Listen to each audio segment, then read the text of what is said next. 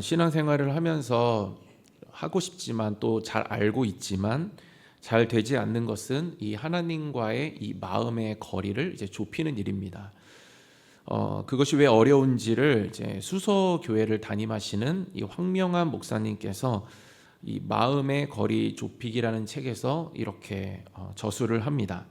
읽어드리면, 우리가 입으로는 하나님을 공경하는데 하나님과 우리 사이에 마음의 거리가 너무 멀다는 말입니다. 하나님은 우리와 함께 하기 위해서 임마누엘 하시는데 우리는 하나님을 바라보지도 가까이 하지도 않고 멀리 하는 것입니다. 그러므로 우리가 해야 할 일은 하나님과 나와의 마음의 거리를 좁히는 것입니다. 나와 하나님 사이에 아무것도 끼어들지 않아야 합니다. 이것이 하나님이 우리에게 요구하시는 관계입니다. 그 책의 소재를 보니까 이렇게 되어 있습니다. 하나님과 나 사이에 끼어 있는 돈, 명예, 건강, 자녀라는 우상을 내려놓으라. 하나님으로 꽉 찬 마음이 되면 더 이상 세상에 대해 목말라 하지 않는다. 그러니까 하나님과 마음을 우리가 좁히고 가까이 해야 되는데 그것에 어려움을 느끼고 이제 그것이 잘 되지 않는 이유는 무엇이냐면 하나님과 나 사이에 그 마음의 거리에 무언가 끼어 있기 때문이다라는 것이죠. 이것을 이제 이사야서에서는 이제 사람의 계명이 끼어 있다 이렇게 이야기를 합니다. 오늘 본문은 이제 30장인데 이제 그 앞장 29장에 이제 그 이스라엘 백성들의 영적인 상태를 이제 한 절로 굉장히 잘 이렇게 요약을 해서 표현을 합니다. 그래서 29장 13절에 주께서 이르시되 이 백성이 입으로는 나를 가까이 하며 입술로는 나를 공경하나 그들의 마음은 내게서 멀리 떠났나니 그들이 나를 경외함은 사람의 계명으로 가르침을 받았을 뿐이라 이렇게 되어 있습니다. 그러니까 지금 이스라엘 백성들의 상태가 어떤가 하면은 앞에 있지만 앞에 있는 것이 아니다라는 것이죠. 그러니까 하나님 앞에 나아가서 하나님께 뭘 하긴 하는데 마음을 들이지 않다 보니까 이 마음을 들이지 않으면 아무리 하나님 앞에 있다 하더라도 그것은 앞에 있는 것이 아닌 것이 된다라는 것이죠. 그런데 이렇게 된 이유가 무엇이냐면 나를 경외함은 사람의 계명으로 가르침을 받았을 뿐이라. 그러니까 이 사람의 계명이 그 사이에 끼어 있다라는 것이죠. 이 말씀은 지금 이 시대를 굉장히 함축적으로 잘 표현하고 있는 구절이죠. 지금만큼 정말 마음이 담기지 않는, 정말 또 마음이 너무나도 빼앗길 만한 것들이 많은 시대는 없었던 것 같습니다. 지금은 하나님을 섬기고 있다고 하지만 정말 너무나도 그 마음을 드리는데 이제 어려운, 정말 그래운 시대이죠. 그래서 마음을 빼앗아갈 수 있는 그런 요소들이 지금 시대는 너무나도 많이 있습니다. 그래서 실제로 하나님을 믿는다고 하지만 주일에 이렇게 예배드린다고 하지만 또 마음은 다른 데 가 있을 수도 있고 또 다른 것에 이제 빼앗겨 있을 수도 있습니다. 이게 사람의 계명이라는 것이죠. 그래서 하나님 외에 다른 것, 그것이 이제 사람의 계명입니다. 그런데 보면은 이제 경외함이 사람의 계명으로 가르침을 받았다. 경외한다. 이것은 잘못된 경외. 그러니까 하나님이 받으시지 않는 이제 경외를 이야기하는 것이죠. 그래서 우리가 하나님을 지금도 예배하고 이렇게 한다고 하지만 마음이 없는 것입니다. 마음이 떠나 있는 것이죠. 왜냐하면 거기 사이에 너무나도 많은 것들이 끼어서 그것을 빼앗아 가고 있기 때문입니다. 그래서 뭐만 하긴 하냐면 이제 겉으로 형식적으로만 드린다라는 것이죠. 그 이유는 뭐냐면 이제 사람의 계명 때문이다라는 것입니다. 그래서 사람의 계명은 사람에 의해서 만들어진 어떤 규칙을 이야기하겠죠. 그래서 사람들이 정해놓은 형식, 전통, 규칙 이러한 것들을 이야기합니다. 다시 말해서 하나님의 뜻과는 무관한 세상의 가치관, 세상의 어떤 개인의 신념, 정욕, 이런 것들을 이야기하겠죠. 성공에 대한 야망, 나름대로 붙잡고 있는 어떠한 진리들, 헛된 것들, 이런 것들을 이야기하겠죠. 네, 하나님이 원하시는 것이 우리의 마음인데 세상에 빼앗겨 있다라는 것이 사람의 계명입니다. 그렇다 보니까 이제 마음을 들이지를 못하는 것이죠. 그래서 입으로는 나를 가까이 하며 입술로는 나를 공경하나 이제 마음이 떠나 있는 것입니다. 그 가운데 다른 것이 있는 것이죠. 그래서 오늘 본문은 마음을 다시 돌려야 된다. 그러니까 마음을 다시 하나님께 드려야 한다. 그것이 진정한 하나님의 기다리심에 돌이키고 반응하는 일이다라고 이제 기록을 하고 있죠. 18절에 그러나 여호와께서 기다리시나니, 그러니까 다시 한번 말하면 우리에게 기회가 있다라는 것입니다.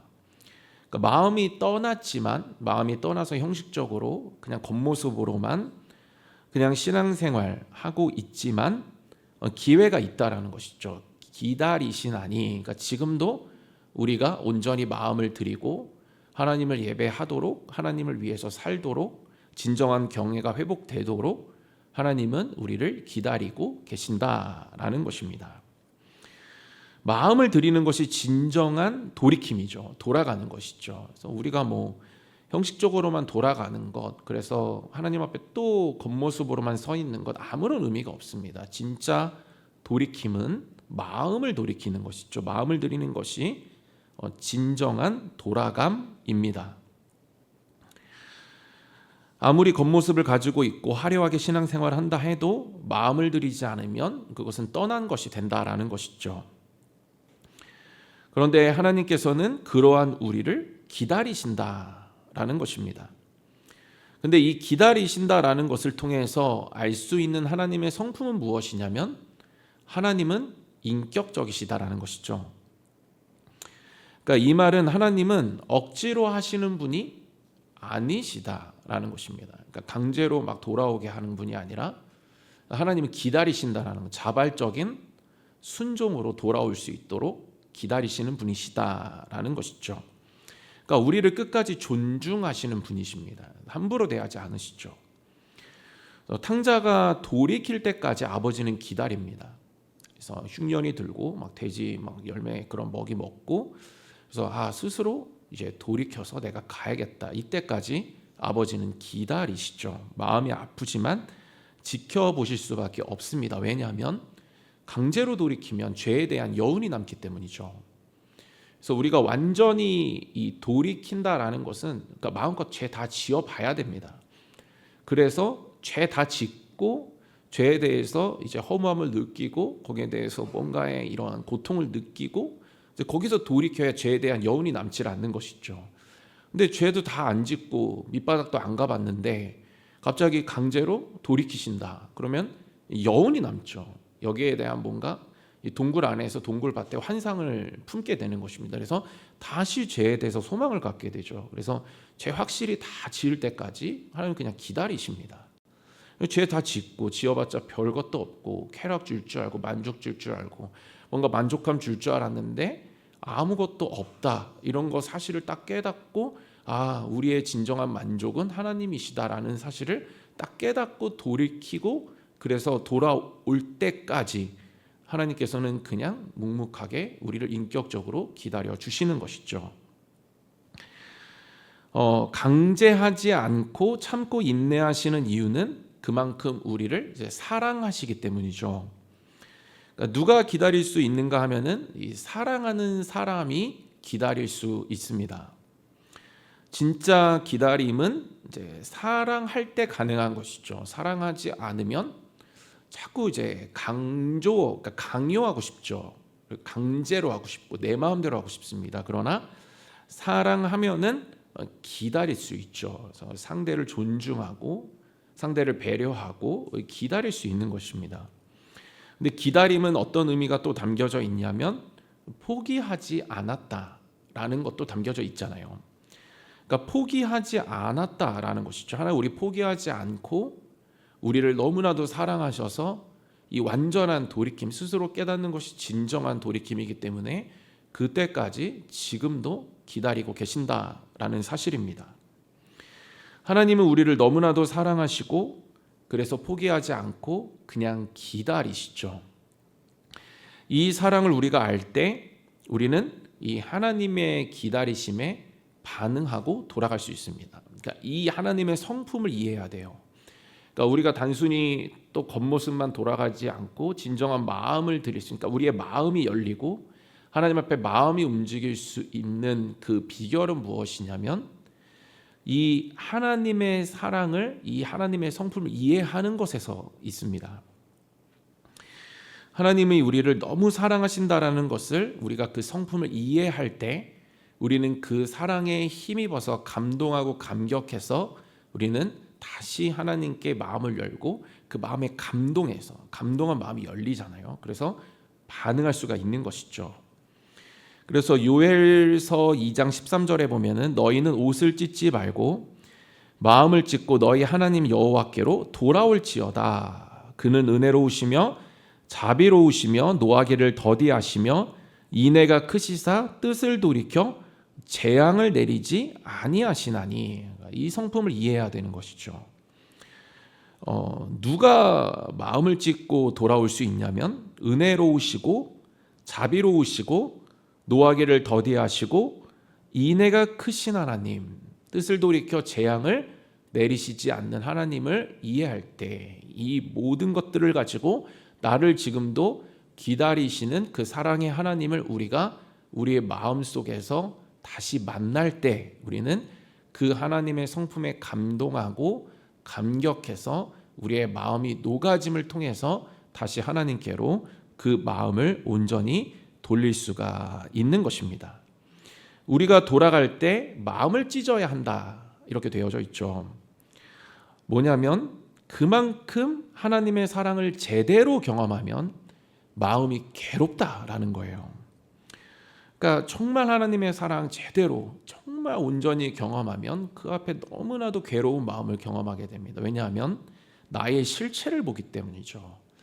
그래서 나는 정말 죄인이고 방금 전까지도 하나님 기뻐하시지 않는 생각하고 행동하고 말하고 일주일 동안 또 그렇게 살고 막 했는데 여전히 나를 사랑하시는 것입니다. 그러면 그 앞에서 괴로운 것이죠.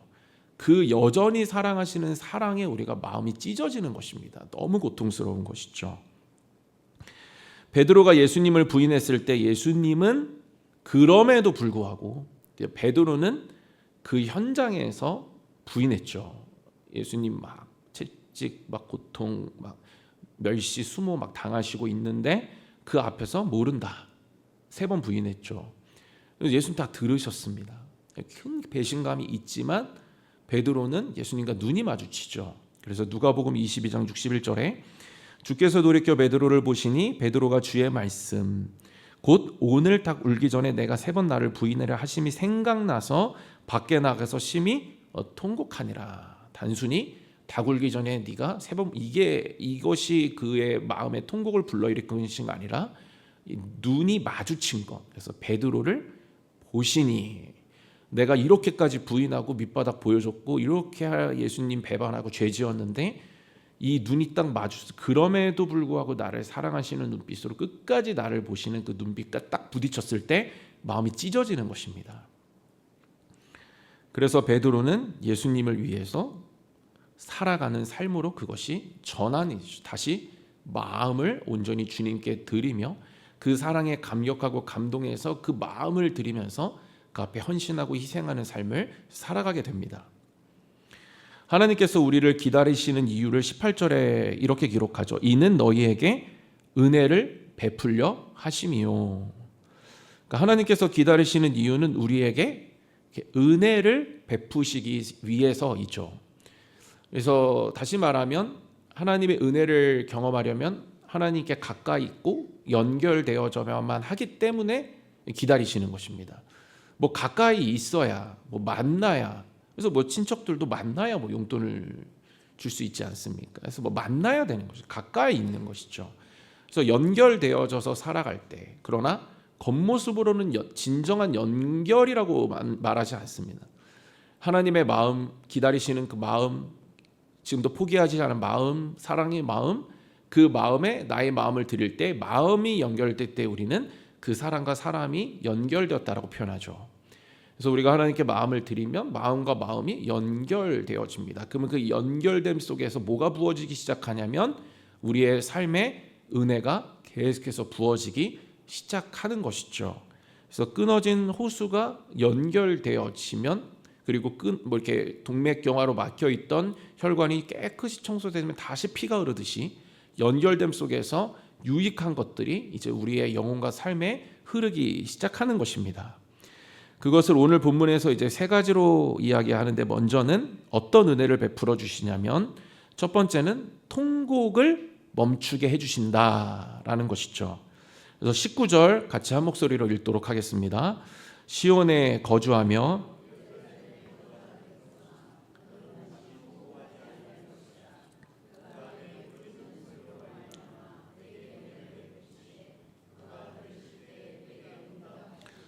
그러니까 은혜를 베푸시면, 그 은혜를 베푸시는 거는 뭐냐면 응답하신다.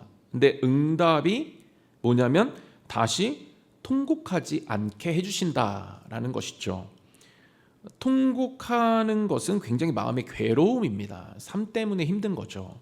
영혼의 죄에 묶여있는 상태 때문에 힘든 겁니다. 그럼 통곡하게 되어져 있죠. 고통스러운 어떤 삶과 영혼을 이야기합니다. 그런데 우리가 마음을 드리고 하나님과 마음이 연결되면 하나님께서 그 마음의 통곡을 제거해 주시고 뭘 주시냐면 평안을 주시는 것이죠. 그래서 마음을 드리면 마음이 회복을 경험하는 것입니다. 그리고 실제로 삶과 영혼의 상태도 해결을 받죠. 지금 배경은 전쟁 중입니다. 아수르에게 멸망당하기 바로 직전이에요. 굉장히 큰 위기입니다. 그래서 아수르가 남유다를 공격해서 이제 삼키려고 하고 있죠. 그런데 이스라엘이 지금 그 남유다가 하나님을 의지하고 하나님이 해결해 주시는 것들을 바라야 되는데, 하나님께 묻지 않고 애굽의 도움을 요청합니다. 그래서 읽지는 않았지만 앞에 이사야 30장 2절에 그들이 바로의 세력 안에서 스스로 강하려 하며 애굽의 그늘에 피하려 하여 애굽으로 내려갔으되 나의 입에 묻지 아니하였도다. 그러니까 지금 애굽을 의지하고 싶다라는 거예요. 근데 하나님이 애굽에서 꺼내 주셨잖아요. 출애굽이잖아요. 굉장히 비참한 현실입니다. 아수르에 공격당하는 것도 힘든데 이제 다시 죄로 돌아가는 거예요. 과거로 돌아가는 거예요. 다시 죄로 돌아가는 것입니다. 삶도 힘들고 영적으로도 힘든 거예요. 그런데 이러한 위기의 상황, 절체절명의 위기 속에서 하나님께서는 승리하게 해주신다는 것입니다. 돌아오면, 내가 기다리고 돌아오면 승리하게 해주신다. 그리고 고통하는 그 마음을 평안으로 바꿔주시겠다라고 하나님이 우리와 약속해주고 계시는 것이죠. 그 삶을 내가 이기게 해주시겠다. 아수르를 이기게 해주겠다. 모든 것, 모든 문제 다 해결해 주시겠다. 그리고 애굽으로 다시 돌아가려고 하는 그 죄된 그 죄의 지배 아래로 들어가려고 그 영적인 모든 문제까지도 다 꺼내주시고 해결해 주시겠다. 이렇게 지금 하나님께서 말씀하고 계시는 것입니다. 그러니까 영혼과 삶 모두 하나님의 그 연결됨 속에서 은혜 베푸심으로 말미암아 유익하고 윤택하게 해주시겠다라는 것이죠. 이것이 은혜입니다. 그러니까 은혜를 베풀어 주시면 우리가 어떤 것에도 매이지 않고 자유하고, 그리고 삶의 문제 해결받고 죄와 싸우면서 영육이 모두 다 행복하고 만족스러운 신앙생활을 할 수가 있는 것이죠. 마음을 드리고 돌아가기만 하면 단순해집니다. 그러니까 신앙생활은 굉장히 단순한 거예요. 굉장히 단순합니다. 복잡하게 만드는 건 누가 만드는가 하면 내가 만드는 것이죠. 어떻게 하면 단순해지냐면 기다리시는 하나님께 돌아가면 하나님께 해결받습니다. 그러니까 해결받는 것이죠. 그러나 내가 그 돌아가지 않고 그 문제를 내가 해결하려고 하면, 해결을 하려고 하면 힘들어지는 것입니다. 그래서 신앙생활을 단순하게 할 수 있는 비결은 무엇이냐면 하나님의 사랑의 성품에 힘입어서 언제든지 돌아가서 그 연결됨 속에서 하나님의 행하시는 그 일하심, 그것을 경험하는 것이죠. 굉장히 단순한 것입니다. 하나님께는 그 전쟁이 버겁고 무거운 주제가 아닙니다. 죄에서 애굽 의지하지 않고 죄의 지배로 다시 들어가려고 하고 그 아래 있다 하더라도 거기서 꺼내주시는 거 굉장히 쉬운 문제죠. 단순한 것입니다. 하나님께 맡겨버리면 모든 것이 다 단순해진다라는 것입니다. 우리가 해야 할 일은 무엇이냐면 또 우리가 정말 아무것도 매이지 않고 좀 편하게 오히려 다른 것에 에너지 쓰고 힘쓰고 소진돼서 본질에 집중하지 못하는 어떤 그러한 어리석은 자리로 들어가지 않기 위해서 우리가 해야 할 일은 무엇이냐면 하나님께 드릴 것 드리고 또 내가 주어진 일은 나 나름대로 또 하나님께서 주신 것을 집중해서 잘 걸어가는 그러한 일입니다. 그런데 여기서 자꾸 우리가 마음을 빼앗기고 힘이 없고 소진되고 하면 우리가 더 진정한 본질에 집중할 수가 없는 것이죠. 그래서 우리는 하나님께 돌아가서 하나님께 그 모든 문제를 드리고 그래서 하나님 그 문제 받으시고 해결해 주시고 우리는 받게 되어지고 그런 단순함에 있을 때 우리는 다른 것에 힘쓰지 않고 더 진정하고 본질적인 것 하나님 주시는 그 기쁘신 뜻에 따라 우리는 그 길을 계속해서 온전히 걸어감으로 말미암아 하나님의 영광이 되는 그러한 삶으로 나아갈 수가 있는 것입니다. 저는 저와 여러분 모두가 이 신앙생활, 지금 하고 있는 신앙생활이 단순해지시기를 소원합니다. 해결하려고 하는 것이 아니라 해결받는 자리로 나아가시는 저와 여러분들 되시기를 소원합니다. 하나님의 성품을 이해하고 의지하고 신뢰해서 언제든지 기다리시는 그 하나님께 돌아가 그 연결됨 속에 오히려 그 모든 영육의 그 모든 삶의 고통을 해결해 주심으로 그 마음 드렸더니 그 마음을 평안으로 바꿔주시는 그 하나님의 손길 속에 축복 누리시며 살아가시는 은혜 누리시며 살아가시는 저와 여러분들 모두 되시기를 주님의 이름으로 축원드립니다. 두 번째는 바른 길로 인도해 주신다라는 것이죠. 그래서 21절에 너희가 오른쪽으로 치우치든지 왼쪽으로 치우치든지 내 뒤에서 말소리가 내 귀에 들려 이르기를 이것이 바른 길이니 너희는 이리로 가라 할 것이며. 그러니까 우리는 불완전하죠. 그래서 때로는 내가 맞다, 확신이 있다, 경험이 뒷받침해 준다, 모든 사람이 그렇게 말한다 해서 맞다고 해가지고 그 길을 막 걸어가 보지만 그 길이 바른 길이 아닐 때가 있습니다. 그러나 이렇게 불완전하고 이렇게 선택하는 데 있어서도 여전히 이렇게 불완전한 우리를 하나님께서는 도와주신다라는 것이죠. 정말 제가 지금까지를 목회를 하면서 큰 축복은 무엇이냐면 아닌 길과 바른 길을 잘 결정해 주는 그러한 좋은 선배 목사님들이 제 앞에 많이 있었다라는 것입니다. 그래서 지금도 마찬가지고 늘 이렇게 혼란스러움 속에서 여러 가지 고민 속에서 이렇게 전화드리고 만나서 교제하면 참 늘 유익한 길, 생각하지 못했던 하나님 원하시는 길, 이런 부분들을 잘 알려줍니다. 그럼 굉장히 행복합니다. 내가 미처 이 길, 그리고 다른 길을 갈 뻔했는데 그걸 딱 잡아주시고. 근데 정말 그렇게 사람과의 관계에서도 그러한 바른 길을 제시받고 다시 선택하고 걸어가는 것이 이렇게 기쁜 일인데 정말 전지하시고 전능하신 하나님, 실수가 없으신 정말 그 오차가 없으신 그 하나님께 우리가 바른 길을 지도받는다라고 한다면 그 길은 정말 헛됨이 없고 정말 주님 주시는 완벽한 완전함이 있고 그 길을 걸어가는 우리는 날마다 기쁠 수밖에 없다라는 사실입니다. 조건은 무엇이냐면 그 음성을 들어야 한다라는 것이죠. 그러니까 음성은 가까이 있을 때 들립니다. 멀리 있으면 들리지 않죠. 음성은 가까이 있을 때 들리지만 가까이 있는다고 해서 다 들리는 건 또 아닙니다. 마음을 열어야겠죠. 마음이 하나 될 때 들립니다. 그래서 예전에 그런 말씀들도 하시고 하지만 앉아 계시지만 이 앞에 있는 사람과 마음이 서로 통하지 않거나 마음이 서로 삐뚤어져 있거나 어긋나 있으면 아무리 이 앞에서 말을 해도 들리지가 않겠죠. 중요한 것은 뭐냐면 언제 들리는가 하면 마음이 연결되어 있을 때, 그러니까 우리가 하나님께 마음을 드릴 때 비로소 하나님의 음성이 들려지기 시작합니다. 그래서 마음을 드리고 하나님께 들어가면 하나님께서는 그 마음에 하나님의 말씀을 부어주시고 음성을 주시고 그 음성은 빛이 되고 우리는 그 빛만 보며 걸어가면 그것이 진정한 바른 길이 되는 것입니다.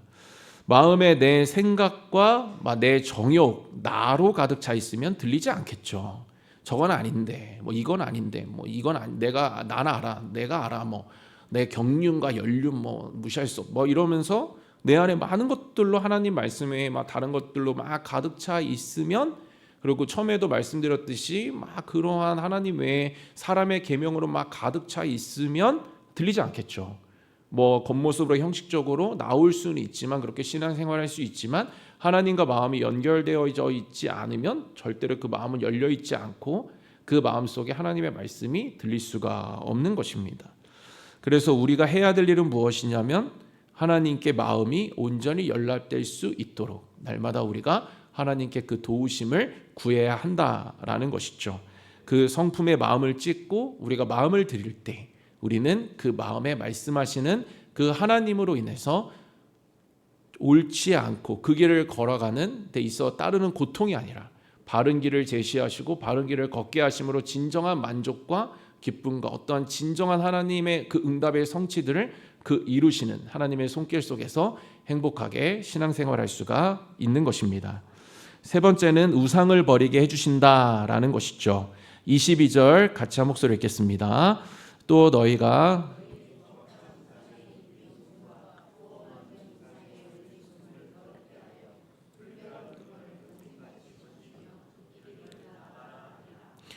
뭐 정리하면 우상을 모시고 살아가면 굉장히 피곤하다라는 것입니다. 그러니까 우상을 모시는 이유는 뭐냐면 이제 저번에도 말씀드렸지만 나를 사랑하기 때문에, 그래서 나를 잘못 사랑하면 우상 섬기게 되어져 있죠. 그러니까 나를 사랑하니까 자꾸 나를 꾸미고 싶고 내가 잘 되고 싶은 것입니다. 그러니까 하나님을 찾지 않고 다른 것을 찾아서 자꾸 나를 잘 되게 만들려고 하는 것이죠. 그 몸부림이 이제 우상을 섬기는 것으로 나타나는 것입니다. 그래서 우상은 이제 그 가장 기반이 나죠. 그러니까 나를 잘못 사랑할 때 우리는 우상을 섬기면서 살아갈 수밖에 없습니다. 그런데 우상은 허상이죠. 그렇기 때문에 허무합니다. 그 끝이 굉장히 허무하죠.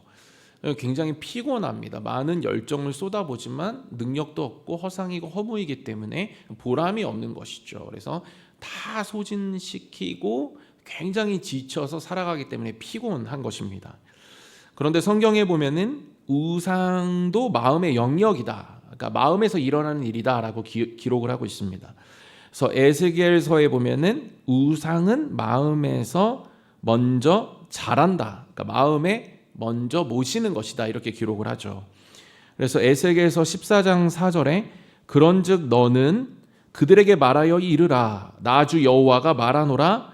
이스라엘 족속 중에 그 우상을 마음에 들이며 죄악의 걸림돌을 자기 앞에 두고 선지자에게로 가는 모든 자에게 나 여호와가 그 우상의 수요대로 보응하리니.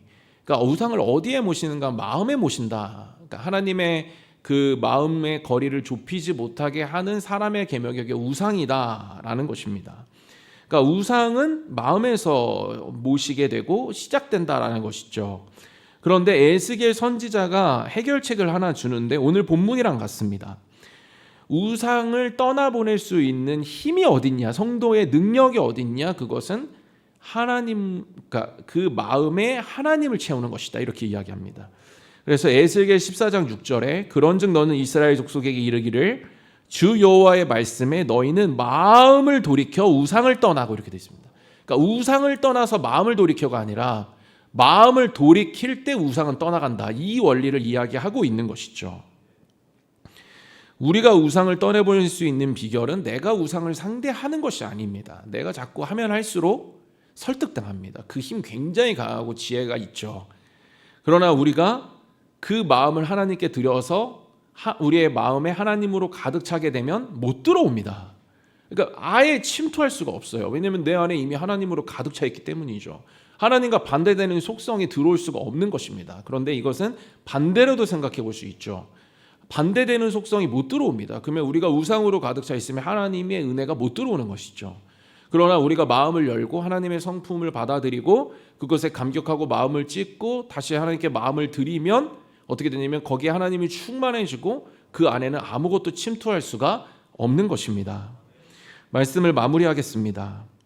하나님께서는 우리의 마음을 원하십니다. 마음이 진짜 돌이킴이죠. 그냥 겉모습, 그냥 와있다 해서 마음이 없으면 그것은 앞에 있는 것이 아닙니다. 하나님과 연결되어져 있을 수가 없는 것이죠. 그래서 하나님은 무엇보다 물론 너의 존재, 뭐 이렇게 나온 어떤 섬김 뭐 이런 거 다 중요하지만 그래도 그것의 완성은 마음에 있다. 이렇게 말씀을 하고 계십니다. 아무리 앞에 있어도 함께 해도 마음이 없으면 그것은 함께 하는 것이 아니다. 그렇기 때문에 마음을 달라. 하나님 이렇게 말씀하십니다. 그러나 그것은 강제가 아니고 하나님은 끝까지 끊임없이 우리에게 성품을 보여주시면서 그 성품에 감동하고 감격해서 진짜 진정으로 마음을 쏟고 우리가 돌아올 수 있도록 그렇게 일하시고 지금도 우리에게 말씀으로 사랑을 나타내 보여주십니다. 저는 저와 여러분 모두가 정말 그 하나님의 성품, 그 하나님의 사랑을 날마다 정말 이해하고 또 교회 안에서 공동체 안에서 말씀 안에서 그 사랑을 날마다 풍성하게 경험하심으로 말미암아 지금도 기다리시는 그 하나님의 그 마음에 감격하고 감동해서 그 마음을 들이며 마음을 찢고 하나님께 돌아가시는 저와 여러분들 모두 되시기를 주님의 이름으로 소원합니다. 그래서 통곡을 없애주시고 그래서 영혼의 고통, 삶의 모든 문제 해결받고 그래서 마음의 평안, 마음 드렸더니 마음 평안 바꿔주시고 뿐만 아니라 마음 드렸더니 마음의 말씀 충만 채워주셔서 바른 길 걷게 하시고 뿐만 아니라 마음 드렸더니 그 마음에 하나님으로 충만하게 하셔서 어떤 우상 틈타지 않게 하셔서 불행하지 않도록 만들어주시는 그 하나님의 손길 속에서 진짜 은혜 받고 살아가는 사람이 어떤 삶을 살아가는지를 명확하게 경험하고 보여주시면서 살아가시는 저와 여러분들 모두 되시기를 주님의 이름으로 축원드립니다.